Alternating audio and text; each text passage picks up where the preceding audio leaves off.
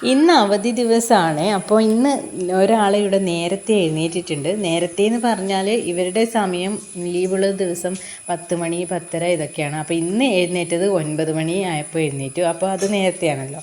അപ്പോൾ ഞാൻ ഇന്ന് കുറച്ച് ലേറ്റായി പോയി എഴുന്നേക്കാൻ വേണ്ടി. അപ്പോൾ എഴുന്നേറ്റ് വന്ന് പിന്നെ ബ്രഷൊക്കെ ചെയ്ത് കഴിഞ്ഞപ്പോൾ അവൾ പറഞ്ഞു ഞാൻ ദോശ ഉണ്ടാക്കിക്കോളാം എന്ന് പറഞ്ഞു. അങ്ങനെ മോള് ദോശ ഉണ്ടാക്കി. ഞാൻ ഉച്ചക്കത്തുള്ള കറിക്ക് വേണ്ടുന്നതൊക്കെ ഞാൻ അരിഞ്ഞ് വെക്കാൻ പോവാണ്. പിന്നെ നല്ല മഴയാണ് കുറച്ച് ദിവസമായിട്ട്. അപ്പോൾ ഇന്ന് കുറച്ചൊരു വെളിച്ചം കണ്ടപ്പോൾ ഞാൻ വിചാരിച്ചു തുണികളൊന്ന് പുറത്തേക്ക് വെക്കാമെന്ന് വിചാരിച്ചിട്ട് തുണി സ്റ്റാൻഡ് എടുത്തിട്ട് പുറത്തോട്ട് വെക്കുന്നുണ്ട്. അപ്പോൾ ഈ വെയിൽ കൊണ്ട് ഉണങ്ങാത്തത് കൊണ്ട് തന്നെ തുണികൾക്കൊക്കെ ഒരു സ്മെല്ലുണ്ടാവുമല്ലോ. അപ്പോൾ അതൊക്കെ ഒന്ന് മാറട്ടെ എന്ന് വിചാരിച്ചിട്ട് ഞാൻ പുറത്തോട്ട് വെക്കുന്നുണ്ട്. അപ്പോൾ കുറച്ച് കഴിയുമ്പോഴത്തേക്ക് തന്നെ പിന്നെയും മഴ പെയ്തു.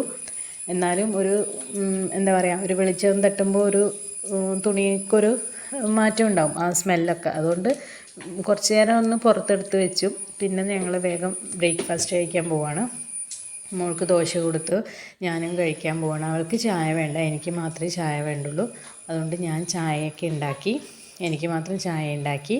പിന്നെ ഇന്ന് ബ്രേക്ക്ഫാസ്റ്റ് നമ്മൾ ഗോതമ്പ് ദോശയാണ് ഉണ്ടാക്കിയത്. ഗോതമ്പ് ദോശയും ചെറുപയർ കറിയുമായിരുന്നു.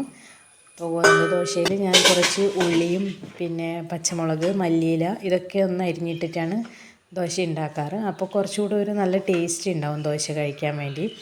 അപ്പോൾ അങ്ങനെ ഉണ്ടാക്കി. പിന്നെ ചെറുപയർ കറിയും കൂട്ടി ഞാൻ കഴിക്കാൻ പോവുകയാണ്. അപ്പോൾ ഇന്നത്തെ വീഡിയോ ഇത്രയേ ഉള്ളൂ. ഓക്കെ.